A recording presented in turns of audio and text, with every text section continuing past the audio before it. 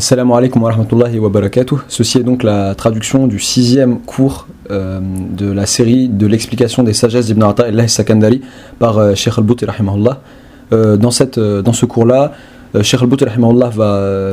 tout d'abord, on en est à la deuxième sagesse, qui sera rappelée par Cheikh Al-Bouti rahimahullah. Et on va, dans ce cours-là, principalement parler d'un cas où l'homme se trouve à première vue établi dans le monde des causes, c'est qu'il est dans un monde où il doit travailler, etc., mais que ces causes-là ne sont pas pures. C'est-à-dire que c'est pas des bonnes causes, c'est-à-dire que l'environnement n'est pas comme il se doit, ou des choses comme ça. Et que faire dans ces cas-là, et dans ces cas litigieux entre cause et abstraction?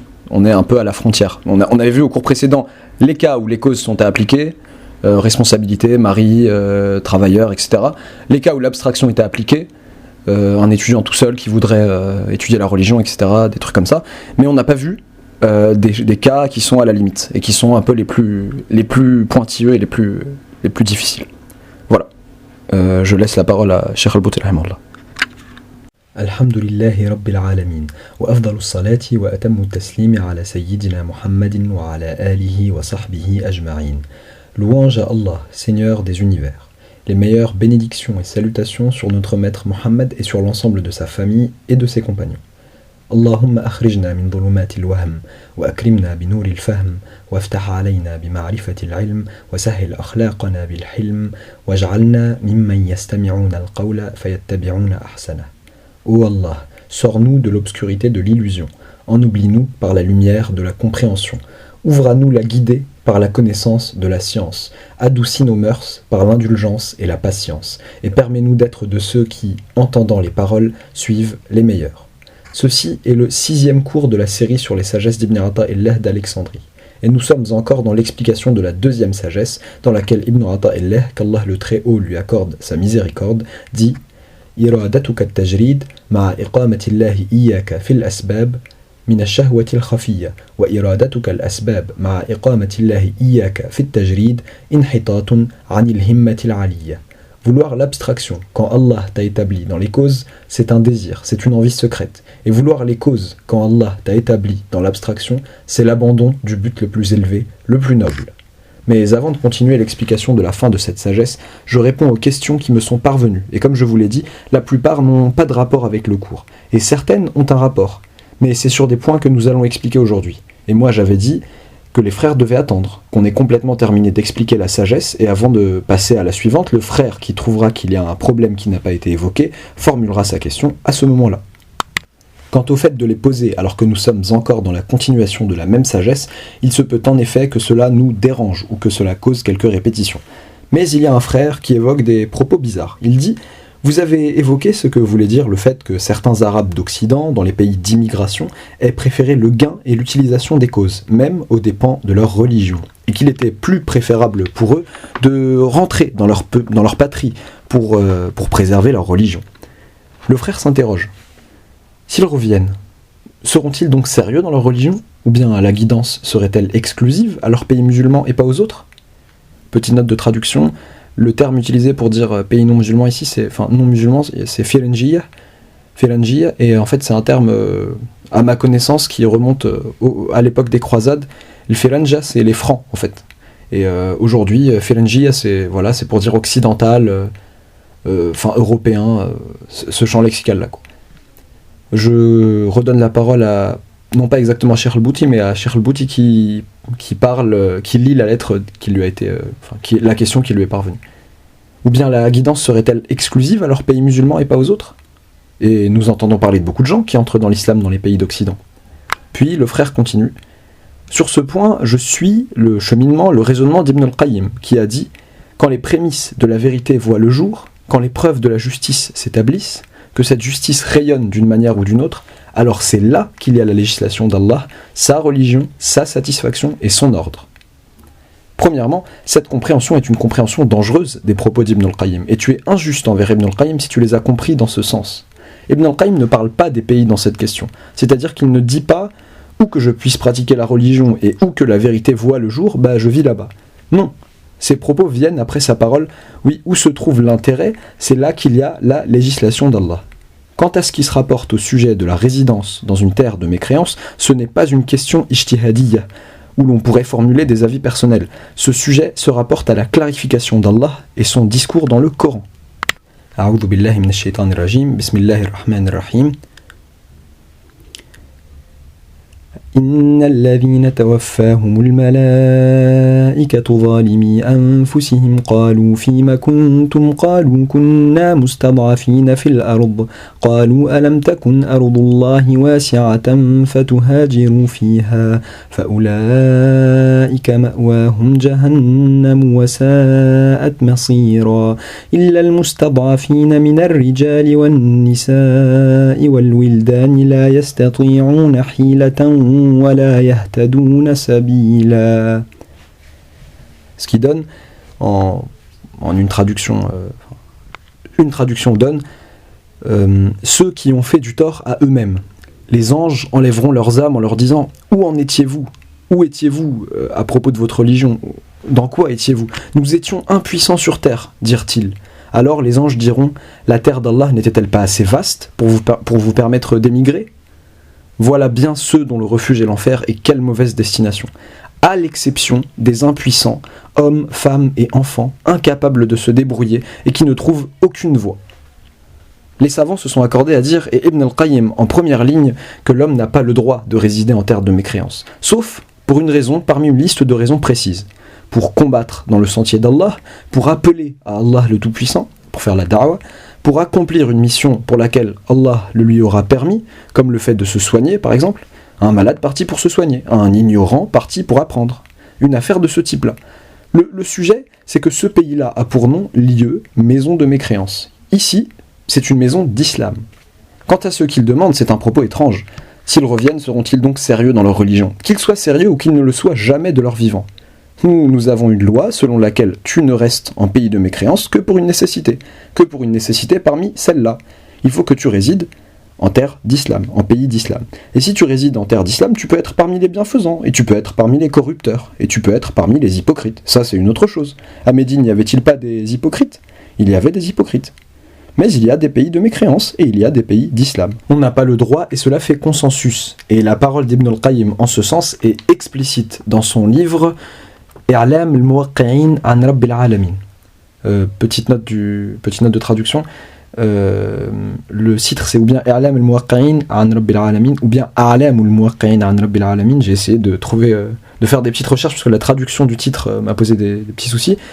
Apparemment le titre original c'était A'lam al-Muwaqqi'in an Rabbil Alamin. Al-A'lam en fait c'est comme les marques, les signes. Al-A'lam c'est une marque, c'est un drapeau aussi par exemple. Le drapeau on dit A'lam. Et c'est les marques de qui? De Al-Muwaqqi'in an Rabbil Alamin. Al-Muwaqqi'in an Rabbil Alamin, un peu littéralement entre guillemets, c'est les signataires au nom du Seigneur des mondes. En fait, A'lam al-Muwaqqi'in an Rabbil Alamin, c'est un livre qui dresse qui détaille certaines choses que les fuqaha, que les imams, que les muftis doivent connaître.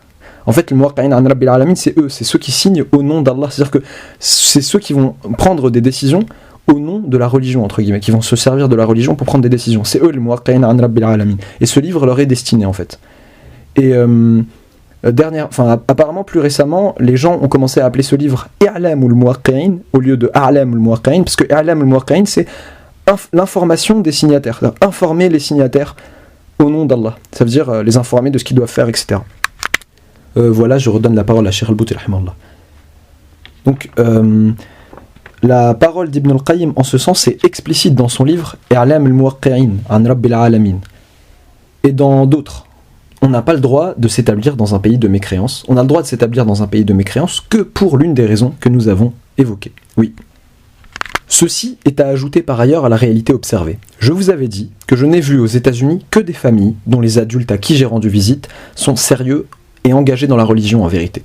Il y en a certainement, parmi ceux que je n'ai pas visités, il y en a certainement des américanisés, adultes et enfants. Quant aux petits, aux enfants des familles même sérieuses, tous sont américanisés. Les grands, sérieux et engagés dans la religion, ont des petits qui oublient la religion, qui la délaissent. Leur langue n'est pas l'arabe, leur comportement n'est pas un comportement islamique. Puis il vient te dire de tels propos. Non, c'est un courant qui t'emporte. Certainement, si cet homme et sa famille étaient dans un pays musulman, ses enfants grandiraient dans cette ambiance islamique. Mais quand ils sont dans un pays comme les États-Unis, par exemple, ils sont élevés dans une autre ambiance. Oui, cette chose est claire. Ne sois donc pas injuste, mon frère, envers Ibn al-Qayyim. Ibn al-Qayyim, quand il parle de cela, il ne parle pas de la résidence en pays de mécréance ou en pays d'islam. Il parle d'un autre sujet. La réponse aux autres questions viendra, bi'idhnillah, si Allah le permet. Je l'assure aux frères, Inch'Allah. Il y a une proposition de la part de certains frères qui est de retarder l'heure de ce cours, de le faire commencer après la prière du Isha, contrairement à la voie que nous suivons depuis 30 ans environ. Cette situation, naturellement, n'est pas possible. Premièrement, parce qu'à la base, la base, c'est a priori laisser ce qui a été tel qu'il l'a été. Deuxièmement, tout comme ce frère a un intérêt dans le fait que le cours ne commence qu'après l'Aïcha, il y en a plein d'autres dont l'intérêt nécessite que nous laissions les choses comme elles le sont. Et dans une telle situation, nous considérons l'intérêt de la majorité, pas celui de la minorité. Et nous considérons la situation dans laquelle nous étions. A priori, on laisse ce qui a été tel qu'il a été. Ceci s'ajoute au fait qu'avec les nuits qui commencent maintenant à se raccourcir et le jour qui commence à s'allonger, ce fait deviendrait compliqué, difficile pour beaucoup de gens qui viennent de loin pour assister à ces cours. Quand les nuits sont courtes, oui, les nuits d'hiver sont longues, mais les nuits d'été sont courtes. Devrait-on faire le cours entre le Maghrib et le Isha en été et le déplacer après l'Isha en hiver? Non, cela ne peut pas être.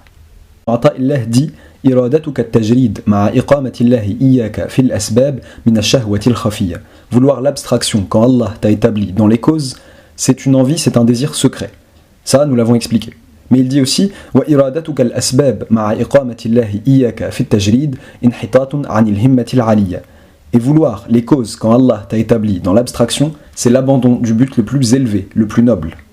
Quand l'homme est-il établi dans l'abstraction et quand l'homme est-il établi dans les causes? Cette question, nous devons en connaître la réponse. Quand nous la saurons, le problème prendra fin. Yabni Aoud, Allah yarda alik, mon fils, reviens qu'Allah soit satisfait de toi. Petite note de traduction, ça doit être, j'imagine, un enfant qui s'est levé en plein milieu du cours. Quant à celui qui ne saisit pas la différence entre ces deux choses, l'homme, en fonction de l'environnement dans lequel Allah le Tout-Puissant l'a établi, a deux états. Un état où la législation religieuse lui demande de faire avec les causes, et un autre état où la législation lui demande de délaisser les causes. Et la référence dans les deux états, c'est la législation d'Allah, pureté et toute puissance à lui.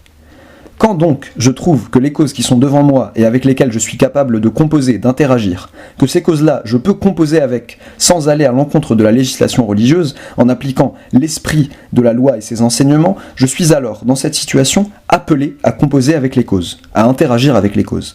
Je suis un homme au cou duquel Allah a fixé la responsabilité d'une famille, comme nous l'avons dit, d'une femme et d'enfants. Et devant moi, au marché, au souk, il y a des opportunités de travail, de subsistance, qui sont légiférées, permises et facilitées.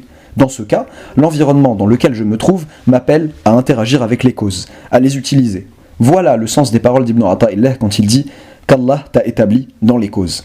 Si donc tu te détournes de l'utilisation des causes alors que tu es dans cette situation, que tu as une famille à ton cou et que tu as devant toi des opportunités légiférées, larges, de travail et de subsistance, et que tu te dises je vais me consacrer à l'adoration et je vais m'éloigner de la vie d'ici-bas et tous ces divertissements, de ces occupations.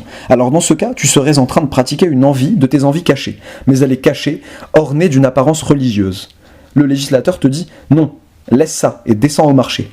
Et interagis avec le marché, et compose avec les causes. Parce que premièrement, ce sont des causes légiférées et qui ne posent pas de problème. Et deuxièmement, tu n'es pas responsable que de toi-même, mais tu es responsable de ta famille. Mais lorsque tu te trouves dans un environnement où les causes que tu veux pratiquer ne sont pas conformes à la législation religieuse, si tu veux les utiliser, tu vas tomber dans des interdits. Ça, c'est une chose. Seconde chose, tu regardes et tu vois peut-être que tu n'es responsable que de toi-même. Ça, c'est une seconde situation.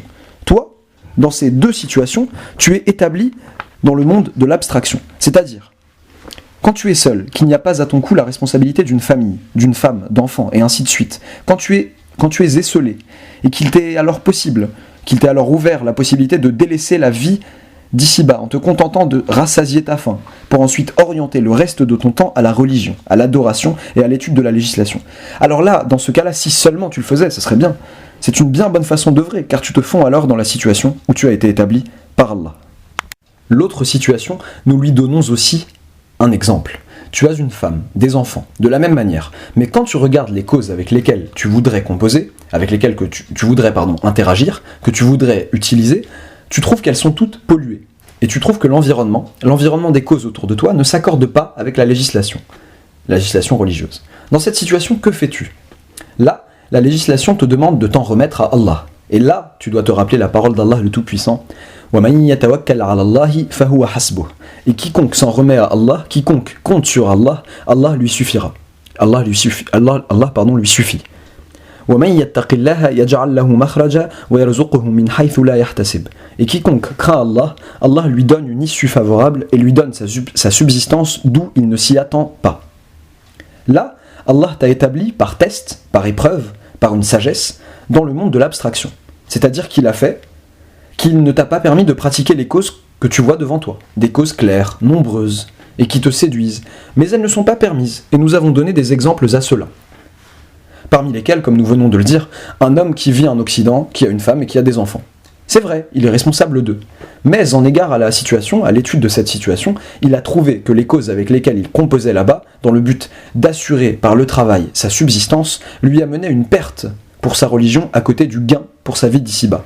Et quand tu trouves que ce travail t'amène un gain en argent, mais t'amène aussi une perte en religion, alors il nous faut appliquer la règle qui dit Dar'ul mafasidi muqaddamun ala jalbil masalih.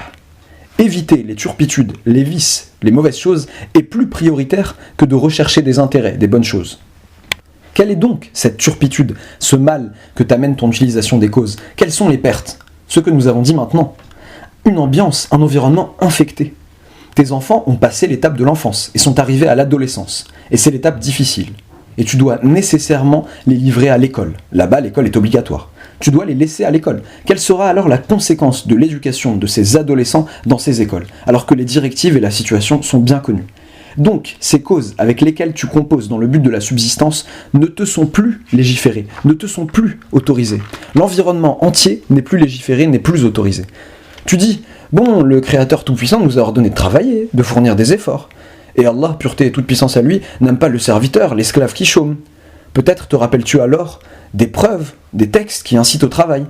Tu dois dire, ceci est un propos juste quand Allah t'établit dans un monde propre de causes propres. Oui, tout à fait. Mais Allah, maintenant, ne t'a pas établi dans un tel monde. Il t'a établi dans le monde de l'abstraction, c'est-à-dire que tu es éprouvé, mis à l'épreuve de l'abandon des causes. Et tu n'es pas éprouvé, mis à l'épreuve de l'appropriation, de l'utilisation de ces causes. Et ici, la foi joue son rôle, oui. Si donc tu fais passer ta religion avant ta vie d'ici-bas, et que tu as vu que les choses étaient ainsi, oui, il est vrai que tu as un métier dans le commerce. Et le commerce est autorisé. Et peut-être essayes-tu d'emprunter, de suivre dans ton commerce les voies religieuses, légiférées, permises. Mais dans la foulée de ton commerce, pour ton commerce, l'éducation de tes enfants se déchire. Donc, pour cette raison, ce commerce n'est plus légiféré, n'est plus permis. Bon. Et ici, entrent en conflit la religion et la vie d'ici-bas. Entrent en conflit les impulsions de la recherche de la satisfaction d'Allah et celles de la constitution de la fortune, des possessions de la vie. À qui donc sera la victoire? C'est là qu'on distingue le serviteur, l'esclave qui suit l'agrément d'Allah, de celui qui suit la colère, le courroux d'Allah, pureté et toute puissance à lui. Je vais vous donner des exemples vivants car ils nous éloignent de l'imagination illusoire. J'ai un ami qui vivait en Allemagne. Il a étudié là-bas. Puis il a ouvert une clinique et s'est mis à y travailler. Jusqu'à l'année dernière, son travail était légiféré. Sa situation était sérieuse dans le bon sens, dans la bonne voie. Et ce parce que ses moyens de subsistance étaient des moyens sains quand ses enfants étaient petits. Il n'était pas encore sorti de son autorité, de son pouvoir. Mais depuis cette année, certains de ses enfants ont atteint un âge qui le contraint à les faire entrer à l'école primaire bien sûr.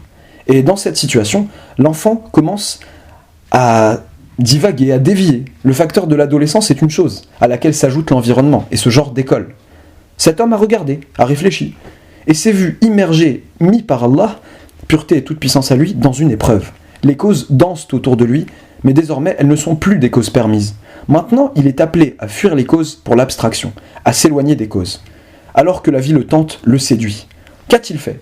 Il a pris une décision qui satisfait Allah, pureté et toute puissance à lui. Et il a décidé de quitter toute cette vie-là, pour que ses enfants ne tombent pas dans la tentation, ne soient pas séduits, et pour qu'ils ne se voient pas porter un tel fardeau à cause d'eux.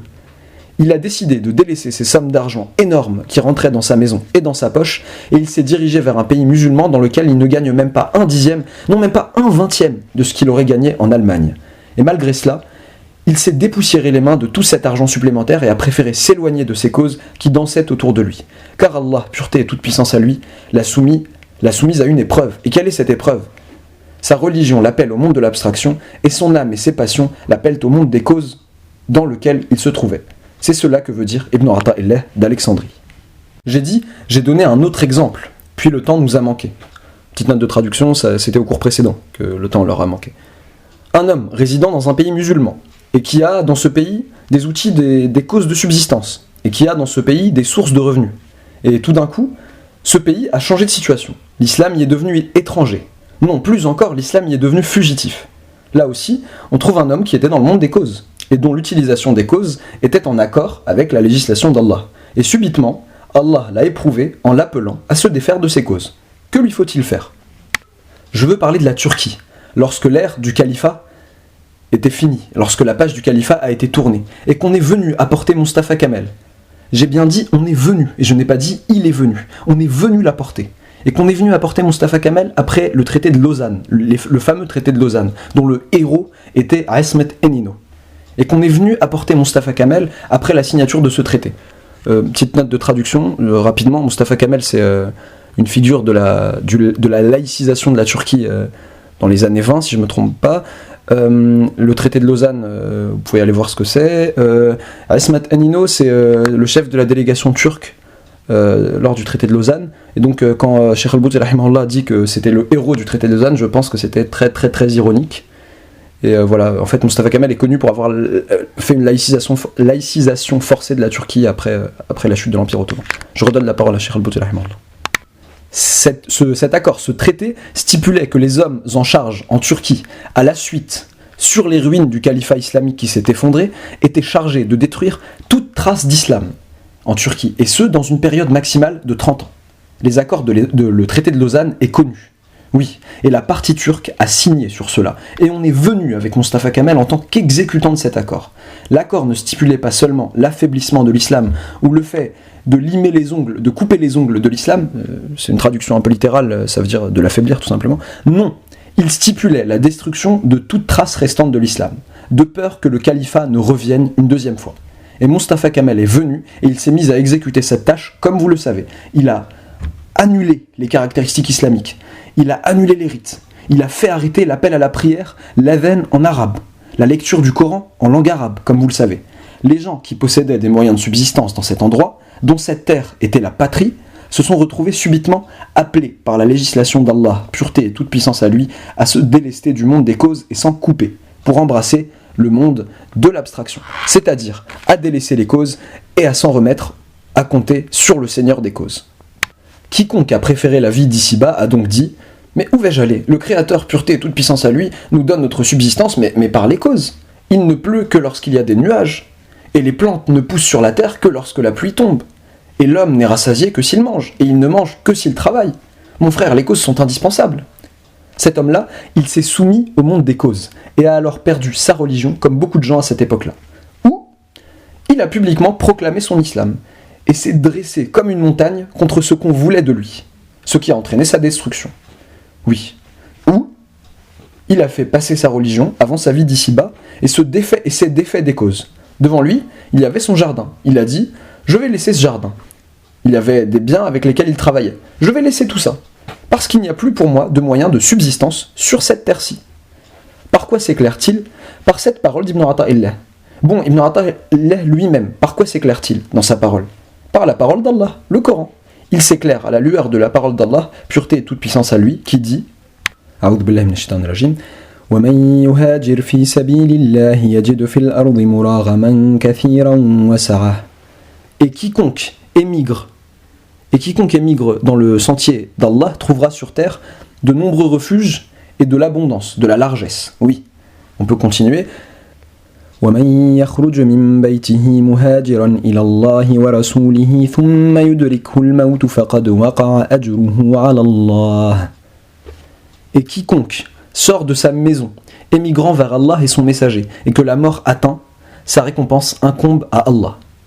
C'est cela que dit Allah, pureté et toute puissance à lui. Celui donc qui prête l'oreille à la clarification d'Allah le Tout-Puissant, qui se dépoussière les mains de la vie d'ici-bas, qui s'en défait, et de son commerce, qui se dépoussière les mains de la vie d'ici-bas, de son commerce, et de son jardin, et de son travail, etc.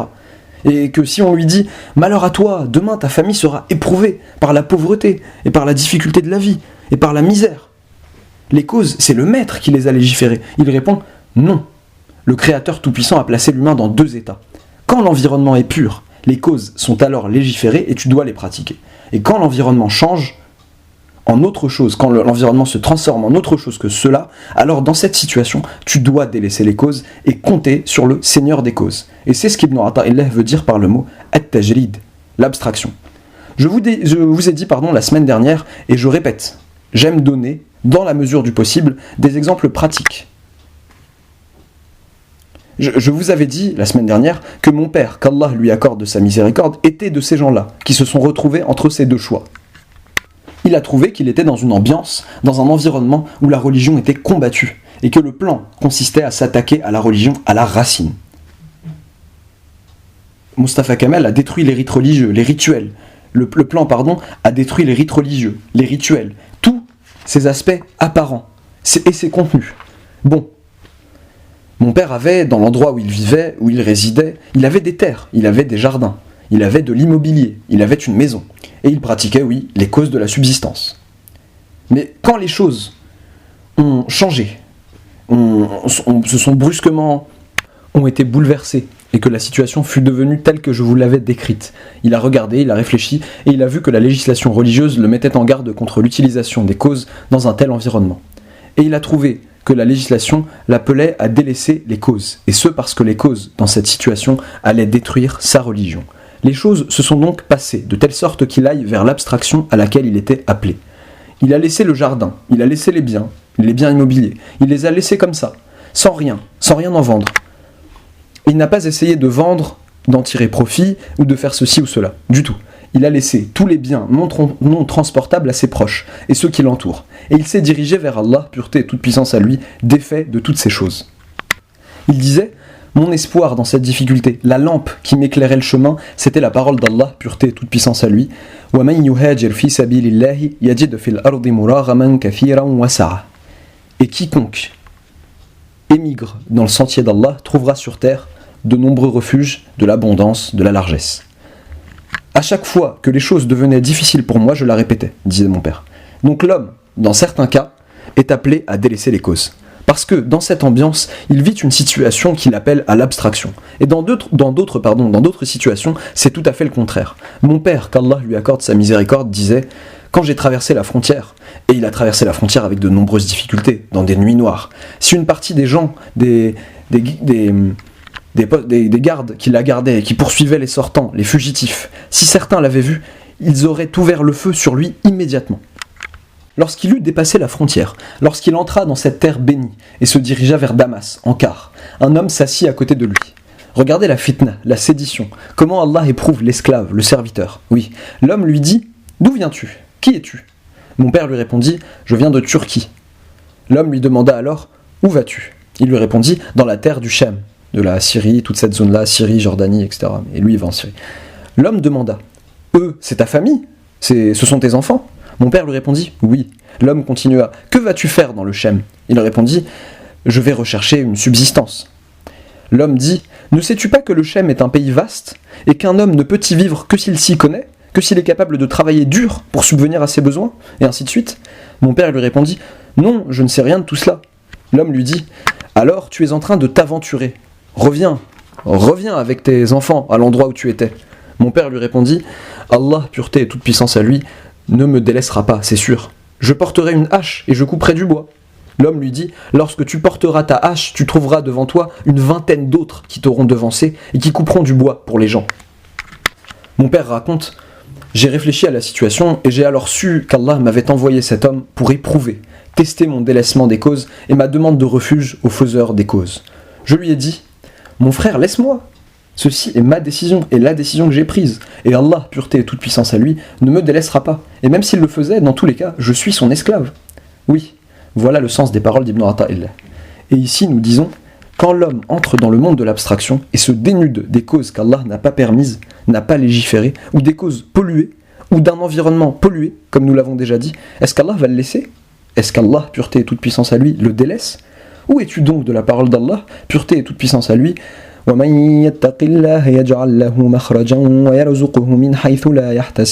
Et quiconque craint Allah, Allah lui donnera une issue favorable et lui accordera la subsistance d'où il ne s'y attendait pas. Où es-tu de la parole d'Allah, pureté et toute puissance à lui? Et quiconque s'en remet à Allah, quiconque compte sur Allah, Allah lui suffit. Oui, lorsque l'homme interagit, compose avec la législation d'Allah, dévoué en cela à Allah, pureté et toute puissance à lui, alors Allah, pureté et toute puissance à lui, lui remplacera invariablement le bien qu'il a pu manquer. Il n'y a pas de doute à cela, pas l'ombre d'un doute. Non. Mais il y a deux situations. L'homme doit garder les yeux sur la loi religieuse, la législation, pour savoir s'il est dans l'instant présent appelé à interagir avec les causes ou s'il est appelé à délaisser les causes. Oui, si l'homme n'a pas la visibilité de la législation d'Allah, il n'arrivera pas à distinguer les choses. C'est-à-dire, par exemple, l'homme peut expliquer la parole d'Allah, le Tout-Puissant, et quiconque s'en remet à Allah, quiconque compte sur Allah, Allah lui suffit. L'homme peut l'expliquer de manière inappropriée pour un cadre inapproprié. Par exemple, un homme qui pratique un travail dans sa vie et qui a lu ce verset, il dit, alors pourquoi je travaille? Quiconque s'en remet à Allah, quiconque compte sur Allah, Allah lui suffit. Il dit, alors pourquoi je travaille? Mon Seigneur dit, et quiconque s'en remet à Allah, Allah lui suffit. Il ferme boutique, il délaisse son travail, il s'assoit dans sa maison. Et cela arrive souvent, oui. Mon frère, pourquoi as-tu délaissé le travail? Pourquoi as-tu délaissé le marché? Il te dit, j'ai lu la parole d'Allah et c'est comme si je la lisais hier pour la première fois. Et quiconque s'en remet à Allah, Allah lui suffit. Nous lui disons, étudie la législation. L'homme a deux états. Un état où il lui est demandé d'interagir avec les causes, mais en s'en remettant aussi en même temps à Allah. Il doit nécessairement interagir avec les causes dans cet état-là. Et un autre état où la législation l'appelle à délaisser les causes. Dès lors, quand tu étudieras la législation, tu apprendras quel mouvement exécuter et quelle tactique adopter dans le but de la satisfaction de ton Seigneur, pureté et toute puissance à lui. Sans la connaissance des règles de la législation, la confusion se produit. Si nous disons un homme qui travaille dans le commerce, qui travaille dans la vie d'ici-bas, selon le chemin légiféré, et qui a une famille, et au coup duquel Allah, pureté et toute puissance à lui, a mis une responsabilité. Mais qui arrive en nous disant moi, en un mois, je gagne par exemple 50 000 lires. Petite note de traduction, c'est rappel, on l'avait déjà dit que la lire c'était la monnaie syrienne, c'est la monnaie syrienne, je crois toujours. Et à la réflexion, je vois que ce dont Allah m'a chargé comme famille, il leur suffit et il me suffit une somme de 25 000 lires. Bon, peut-on me reprocher quoi que ce soit si je travaille dans le mois, la durée qui me fait gagner 25 000, et que je laisse, ou plutôt que j'oriente le reste de mon temps à ce qui satisfait Allah, pureté et toute puissance à lui? Quelle est la réponse qu'on lui donne? En se basant sur cette mesure que nous venons d'expliquer, cette question, les frères, revient à un point et un seul. Maintenant, la législation est silencieuse. La législation te dit, si tu te mets d'accord avec ta famille sur cela, alors nul reproche. Tu reviens vers ta famille. Toi, tu es ascète. Tu te contentes de peu. Tu te contentes de 25 000 par mois. Mais tu ne peux pas imposer cet ascétisme à ta famille. Il ne t'est pas permis d'imposer cet ascétisme à tes enfants. Reviens vers eux. Consulte-les. Comme Allah le Très-Haut le dit, وَشَاوِرْهُمْ فِي الْأَمْرِ, et consulte-les dans l'affaire. Si donc ils sont réellement d'accord avec l'avis qui a germé en toi et que vous vous êtes regroupés autour de cet avis, alors il n'y a pas de mal. Et rien ne t'en empêche, à condition que toi et les membres de ta famille ayez assez de confiance en Allah pour ne pas laisser au diable une porte vers vos cœurs. Si vous avez cette confiance, alors nul empêchement après que les membres de la famille se mettent d'accord sur cet avis. Mais si la question relève de la réaction immédiate, c'est-à-dire par exemple que l'homme a assisté à une assise, à un cours comme celui-ci, et qu'il a entendu des paroles divines, qu'il a alors ressenti un rejet, un dégoût de la vie d'ici-bas, de son commerce, et qu'il a décidé en son fort intérieur de se contenter de donner au marché la moitié du temps qu'il lui donnait, et d'orienter la seconde moitié aux cours de sciences religieuses, à la religion, à sa famille, et ainsi de suite, par une décision immédiate, comme ça, à chaud. Non.